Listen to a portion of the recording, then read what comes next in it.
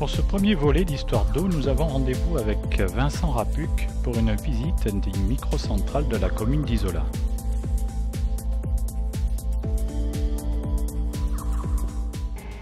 Bonjour, ici nous sommes dans la microcentrale de la Guerche qui appartient à la mairie d'Isola. Et donc elle a été mise en service en 1984, en septembre 1984. Donc à l'époque, nous avions qu'un seul groupe qui avait cette forme-là, et donc d'une capacité de production de 2 MW 9. Et jusqu'en 2015, nous avions comme ressource que ce groupe-là. Et en 2015, avec la libéralisation du marché de l'électricité, nous avons eu l'opportunité d'installer un nouveau groupe qui a cette forme, qui est celui-ci, d'une production nominale de 400 kW, donc avec un contrat exclusivement de vente à EDF, et donc un contrat de production de 400 kg. Et ce groupe a permis d'augmenter sensiblement les recettes de l'usine électrique. Voilà. Et de ce fait, nous avons renouvelé, fait la même opération sur le site de la microcentrale du Chastillon, voilà, qui se trouve sur la route d'Isola 2000, un peu plus haut, qui appartient aussi à la commune d'Isola. Voilà, de ce fait, ça a permis aussi d'augmenter les recettes qui rentrent dans les caisses de la commune. Voilà. Le principe de fonctionnement de ce site, c'est en fait, nous avons une retenue d'eau petite, un bassin de désablage qui se trouve à une altitude de 300 mètres au-dessus du village d'Isola, qui nous permet d'avoir une pression de service nominale de 30 bars. Donc pour cette petite mémoration, vous avez, pour faire un bar, il faut une colonne d'eau de 10 mètres de hauteur sur 1 cm². Donc actuellement, notre usine a une énergie potentielle de 30 kg par cm² sur la surface d'injection, c'est-à-dire de débit sur la turbine. Voilà, qui correspond à peu près à un tuyau de 10 cm de diamètre. Donc ce qui fait quand même une belle énergie pour propulser la turbine. Le modèle de la turbine que vous pouvez apercevoir ici, c'est une turbine Pelton qui est adaptée au faible débit et aux fortes chutes. Donc vous pourrez en voir en pièces jointes, vous pourrez voir le détail des OG. Voilà. Les deux groupes sont équipés du même type de turbine, mais bien sûr avec des tailles différentes, adaptées à la production nominale du groupe. Voilà. Donc avec ce type de turbine, avec très peu d'eau, on pourra produire beaucoup d'énergie électrique. Voilà. Ces types de turbines ne sont pas prévus pour être mises au fil de l'eau, c'est-à-dire sur les fleuves, sur les grands fleuves du Rhin ou sur les microcentrales que vous pouvez voir sur la plaine du Var pour descendre à Nice. Voilà. Et EDF utilise le même type de turbine. Il y a 3 types de turbines, la Kaplan, la Pelton et la Francis. Voilà, qui est les deux autres types de turbines, la Kaplan et la Francis, ce sont avec des pelles, des OG variables. Voilà. Donc cette électricité, en fait, elle est vendue à EDF, elle n'est pas consommée sur la commune d'Isola. Tout ce qui est produit est entièrement vendu. Le 400 kW est vendu uniquement à EDF. Et la production du groupe, nous on appelle le G1 parce que c'est le groupe le plus ancien, est vendue sur le marché de l'électricité à des acheteurs qui, pour eux, on est producteur d'énergie verte. Donc on a même un petit bonus par rapport à cette production qui améliore un peu les recettes, sensiblement les recettes. Voilà. Donc après, nous sommes dans l'obligation de vendre du courant avec des caractéristiques aux normes, c'est-à-dire avec la fréquence correcte et le cosinus correct aussi. en permanence. Voilà, donc, nous avons tous les appareils nécessaires pour produire cette électricité de qualité aux normes et demandée par le réseau de RTE. Voilà. En 2015, il y a eu une grosse rénovation aussi. On a profité de l'installation du nouveau groupe pour refaire tout notre système de gestion, voilà, qui nous a permis de gagner aussi en vitesse de dépannage. C'est-à-dire généralement on a des interventions qui sont plus courtes. Il a fallu aussi une grosse adaptation du personnel et au nouveau système de gestion et à la connaissance du matériel. Voilà. Donc pour faire fonctionner les installations, on a essentiellement 3 personnes qui sont d'astreinte, 24 heures sur 24, et qui permettent d'intervenir jour et nuit pour la prévention des sinistres quand cela est possible, et aussi le dépannage. Voilà. Le plus gros travail, c'est surtout un gros suivi régulier des installations afin de prévenir les éventuelles pannes ou avaries, surtout sur les barrages et sur les machines. Voilà. Qu'est-ce qu'il peut y avoir comme type d'avarie? On a les avaries suite aux orages. Après, on a les avaries, les orages. Donc, les orages, c'est les coups de foudre. Donc, ils peuvent endommager soit les sondes, tout ce qui est électronique. Donc, on a énormément de protections parafoudres qui, des fois, se mettent en défaut. Donc, il faut être capable de pouvoir repérer le problème et d'y remédier. Et après, aussi, sur la partie énergie d'eau qui arrive dans les barrages. Donc là, il y a un peu de prévention si la situation est prévisible. Sinon, après, il y a de la gestion de crues. Voilà. Donc ça, ce sont les plus gros problèmes. Après, il y a la partie mécanique. Et après, on a une partie d'intervention qui est liée aussi au réseau. C'est-à-dire, comme nous sommes raccordés au réseau RTE, s'il y a un gros problème dans la vallée ou même sur la côte, bien sûr, à l'arrière-pays, il y aura des répercussions. Et même par un grand soleil, on risque d'avoir des soucis électriques, donc d'ordre électrique essentiellement. Voilà. Après, c'est une production qui varie en fonction de l'eau, puisque s'il n'y a pas beaucoup d'eau, on ne va pas produire beaucoup d'énergie. Et donc, bien sûr, on ne peut pas augmenter la production comme l'on veut. Donc les recettes vont de pair, c'est-à-dire généralement, il y a une belle production au printemps et à l'automne. Et après, le reste de l'année, on prend ce qui vient. Voilà, tout est réglementé.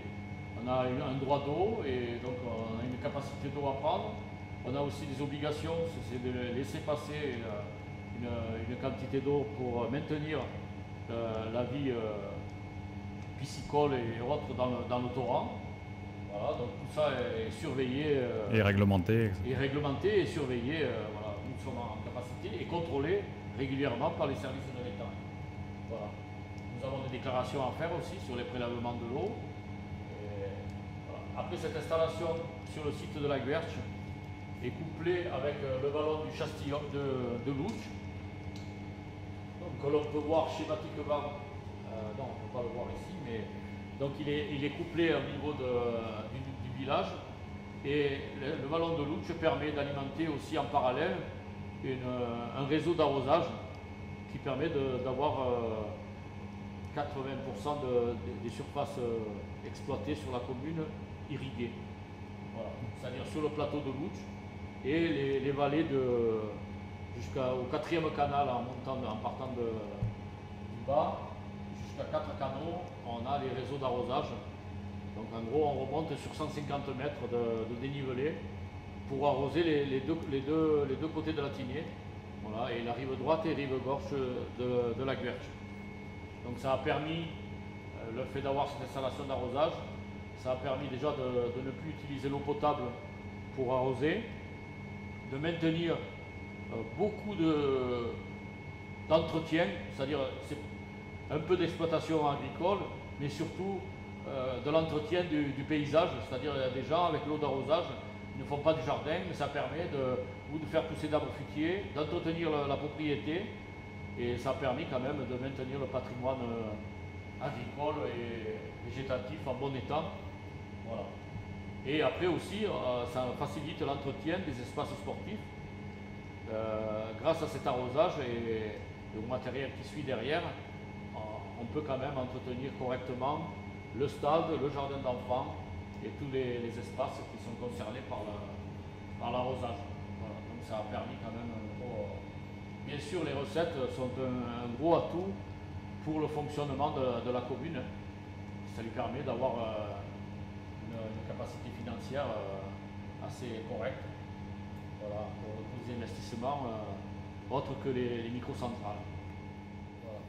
Là, les conduites forcées, elles passent où? Et elles viennent d'où? Les conduites forcées, le maire qui a été l'instigateur du projet, M. Charles Ramy, avait un gros souci par rapport à l'esthétique et il n'a pas lésiné sur les moyens pour enterrer au maximum. La preuve, on ne s'en aperçoit pas. Sur la route d'Isola 2000, on voit rien. Ça a été enterré pratiquement à 100%. Après, c'est passé sur la piste. Même le bâtiment avait été fait en bardeau pour vraiment intégrer au mieux l'installation complète, que ce soit sur les amenées d'eau et la production électrique. Voilà, c'était son gros souci. Et l'Ouch, pareil, on a fait le maximum enterré. On aperçoit quelques portions sur le chemin qui permet de monter à l'oratoire, là, à l'Ouch. Et sinon, après, tout passe dans le village, on ne sait pas où. Enfin, on sait où, mais discrètement. Donc voilà, c'était, je pense que ça a été une réussite. Voilà. Donc après... Parce que là, en plus, ça remonte après. Une fois traversé la Tinée, il faut remonter pour venir là. Il y a pas mal de... C'est quand même... il y avait beaucoup de contraintes techniques. Et malgré cela, on est arrivé... enfin, la municipalité de l'époque a réussi à faire quand même quelque chose de plus que bien. Voilà, et puis on voit 30 ans après... ça fonctionne toujours. C'est quand même une réussite. Voilà. Donc, la question qu'on peut se poser, c'est, vu que ça fonctionne bien et vu que ça rapporte pas mal, est-ce qu'on peut optimiser les installations ou en rajouter ou... Alors, il y a un projet qui est en gestation, et même un peu plus que ça, pour rajouter une troisième microcentrale, peut-être une Pico, enfin, en amont encore de la deuxième, donc, qui serait en cascade. En fait, nous avons les microcentrales sont en cascade, c'est-à-dire vous avez la micro du Chastillon qui rejette l'eau dans la micro de la Guerche, et là ce serait encore la micro 3 qui jetterait l'eau qui déverserait son eau dans la prise du Chastillon de la micro 2. Voilà, sachant que au plus on prend de l'altitude, au moins la capacité de production sera importante. Donc bien sûr là-haut ça serait encore une production plus petite, mais qui quand même serait forcément rentable. Voilà, du fait, on a quand même un bassin de réception d'eau qui est assez important et avec des capacités régulières. On a eu quand même, oui, 1 an et demi de sécheresse, et on a vu que pendant ce temps, on arrivait quand même à produire, bon, bien sûr, pas autant ça que n'avait rien à voir, mais voilà, on est arrivé quand même à produire quelque chose, alors que dans notre secteur, ils étaient au régime sec, 0. Donc nous, on a vu, avec l'ajout de nos 400 kilos, ça a permis, même l'année dernière, où on avait une année sèche jusqu'à l'automne, où on a eu quand même des recettes qui étaient quand même, voilà, on n'était pas nuls. On avait quand même quelque chose. Bien sûr, cette année, ça n'a rien à voir avec les recettes de l'année dernière. On a de l'eau qui a démarré à partir de l'automne. On a eu un hiver assez humide et un printemps humide et un été qui est humide. Qui est bien arrosé. Pratiquement, on produit presque 5 fois plus que l'année dernière. Donc voilà, cette année, ce sera une année, pas une année record parce que, bon, je pense que monsieur le maire suit ça de très près, mais ce sera quand même une année correcte. 2018 sera une belle année. Là, vous ne pouvez pas être en surproduction. Alors, nous, on a un contrat, donc on a des droits d'eau et des droits de production. Et voilà, à arriver à un certain débit, quand on a notre capacité de production maximum, à ce moment-là, l'excédent passe le torrent. C'est ce qui se passe au printemps quand il y a la fonte des neiges. On perd peut-être un tiers de la capacité que l'on prend. Voilà. Ça, on ne peut rien y faire. Ça fait de la réserve, c'est-à-dire qu'après, nous, sur nos graphiques, on voit l'eau qui baisse régulièrement.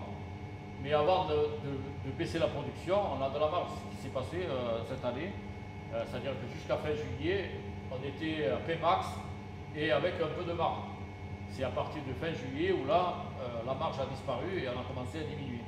Mais bon, on est encore dans des productions et là, on est parti pour un été un peu humide. Donc là, peut-être qu'au mois de septembre, ça va encore un peu baisser.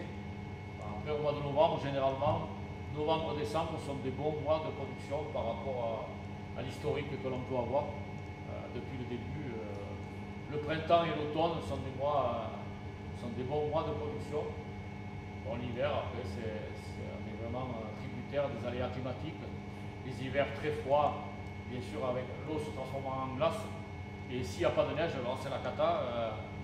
La glace va couvrir les vallons, donc ça va prendre de l'eau. Par contre, si la neige est tôt dans la saison, ça va faire une pellicule sur le torrent. Et à ce moment, l'eau ne gèlera plus, même si la température baisse beaucoup. Donc c'est vrai qu'on est tributaire un peu. Enfin, l'énergie hydroélectrique est tributaire à 100% de la nature. Voilà. Pour toutes les conditions climatiques, quelles que ce soient les conditions, voilà, c'est la nature qui commande. C'est pour ça que c'est de l'énergie verte. Si vous pouvez voir, on a un compteur pour tout ce qui est vendu à EDF. Donc vous voyez que notre contrat est à 400 kW. Le contrat est pour 400 kW maximum. On peut faire moins mais pas plus. Donc vous voyez que là il est réglé à 399. Bon, nous sommes chargés de veiller à ce qu'on soit le plus près des 400 kg, mais rarement les dépasser. Voilà. Donc si on est trop bas, on perd de l'argent. Si on est trop haut, on risque d'être pénalisé par EDF. Et ici, vous avez le deuxième compteur qui permet de voir la puissance maximum du site. C'est-à-dire nous avons aussi une obligation de production de ne pas dépasser, donc qui est de 2 MW 9 pour le site de la Guerche. Donc là, vous voyez, on est à 2 MW 3. Donc on a de la marge. S'il pleut pendant 3 jours, on peut récupérer les 600 kg qui nous manquent pour produire, pour monter à Pmax. Voilà. Donc ça, c'est le compteur totalisateur et qui permet aussi de facturer à l'acheteur de l'énergie privée, Voilà. Ça s'appelle des cellules en termes techniques. Et ce sont des interrupteurs qui nous permettent d'être reliés au réseau. Donc ici, on a l'arrivée du courant est ici. Ici, vous avez le système le disjoncteur général. Donc ça, c'est une protection qui permet de protéger tout l'ensemble du site. Après, vous ressortez. Et là, on peut passer sur la protection du G1. Et là, on voit qu'on distribue aussi sur la production du G2 le 400 kW. Donc, tous ces interrupteurs nous permettent de gérer au niveau de notre site. Voilà. Et de vérifier que les protections, bien sûr, ça sont des disjoncteurs. Donc, s'il y a un défaut sur nos machines, ce sont eux qui vont s'ouvrir afin de ne pas perturber le réseau EDF. On va vous montrer le G1 donc, qui se trouve à côté, dans la pièce d'à côté. Tout ce qui est en vert, ce sera la partie qui est concernée par l'eau. Tout ce qui est bleu, c'est la partie concernée par l'électricité, la production électrique et l'aération. C'est-à-dire la partie basse, c'est là où se trouve l'alternateur. Et la partie haute, c'est la partie aération. Tout ce qui est en tubulure orange sera la partie hydraulique, c'est-à-dire c'est la partie de commande et de lubrification du système. Voilà. Donc ça c'est pour vous repérer un peu quand vous voyez le système de production d'électricité. Comment on fait pour produire de l'électricité? C'est l'électricité, ce sont un déplacement d'électrons. Donc il y a deux parties dans le groupe électrogène. Il y a une partie fixe et une partie mobile, et dans laquelle il y a un champ magnétique, et en faisant tourner ce champ magnétique, on va faire déplacer les électrons, et ça va partir dans le réseau. Donc l'électricité, c'est un déplacement d'électrons, et qui est régulier grâce à la stabilisation de la vitesse de la turbine. Donc pour avoir la fréquence correcte et le voltage correct. On a tant de tours à faire. Là, ici, c'est pour le G1, nous avons 700 tours minutes pour produire l'énergie électrique. Donc, il faut que la machine reste à 700 tours minutes. Voilà.